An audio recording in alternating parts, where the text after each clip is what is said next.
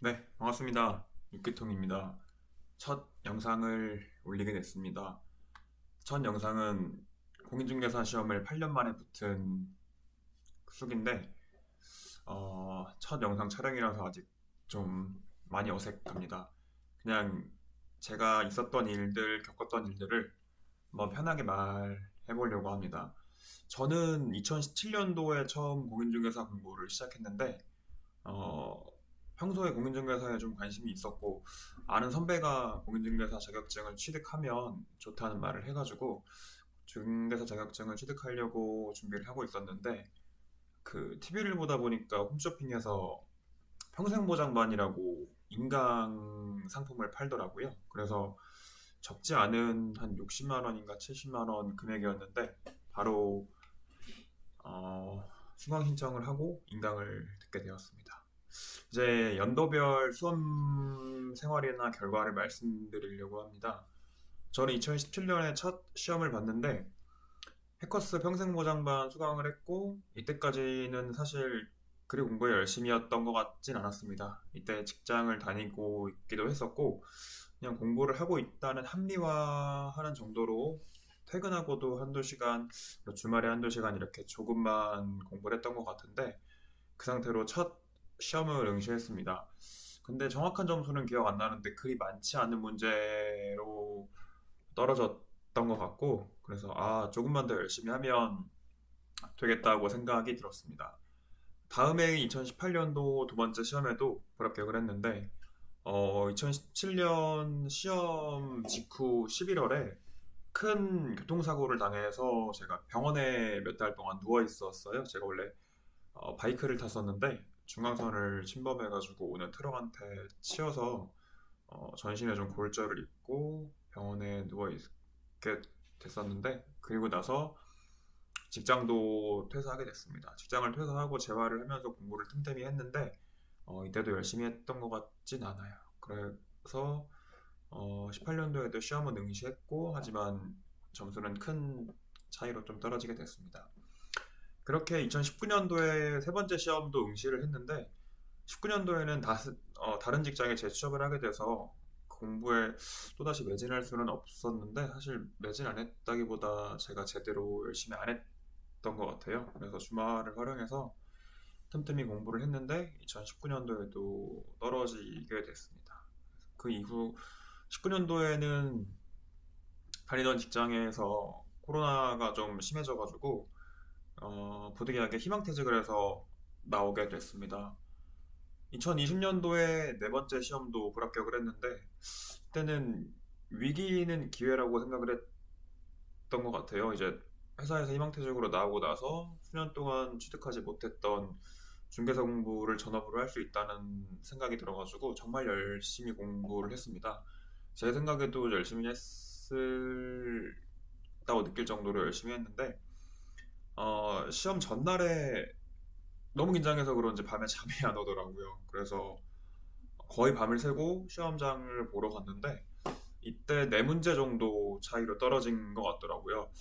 이때는 정말 진지하게 시험을 포기할까 고민을 했었어요. 사실 뭐 다른 분들은 뭐 몇 개월이면 딴다고 하는 시험인데 저는 너무 오래 붙잡고 있는 게 아닌가 싶기도 하고 그래서 이때 좀 많은 고민을 했습니다. 그렇게 이제 21년도가 됐고 다섯 번째 시험을 보게 됐습니다. 이때는 이제 다시 이제 생계를 이어나가야 하기 때문에 다른 회사에 또 취업을 하게 됐고 직장 생활과 병행을 하면서 공부를 했는데 이때는 1차 시험은 붙고 2차 시험은 한 세 문제 차이로 떨어지게 됐어요. 저는 근데 하면 되겠다는 희망을 보게 됐습니다.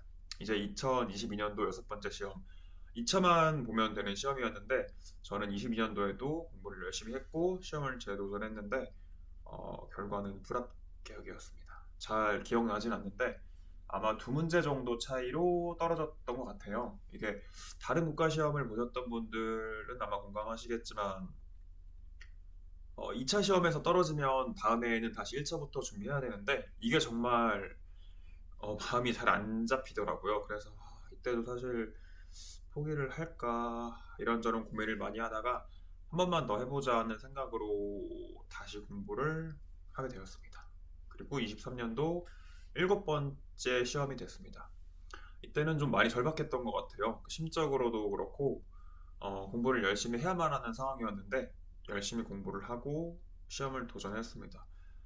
근데 결과는 1차는 합격했는데 2차가 한 문제 차이로 떨어지게 됐어요. 저는 이때 창피한데 공부를 조금 더 열심히 했으면 당연히 붙었을 건데 제가 열심히 안 해서 떨어진 건데도 불구하고 눈물이 많이 나더라고요. 그래서 좀 막 괴로워가지고 막 원망도 많이 하고 정말 많이 네, 어려웠던 상태인데 사실 그래도 1차는 붙었다는 생각으로 정말 마지막으로 다시 한 번만 해보자라고 생각하고 24년도 여덟 번째 시험을 준비하게 됐습니다. 그렇게 저는 24년도 마지막 시험을 정말로 마지막이라는 생각으로 응시를 했는데 시험 보시는 분들은 아시겠지만 제가 중개사법을 풀 때 문제가 너무 어려워서 떨어졌을 거라고 짐작을 하게 됐어요. 그래서 정말 다음 그 공법이라던가 세법에서 막 점수 만회를 못하면 이게 의미가 없겠다고 생각이 들어서 사실 많이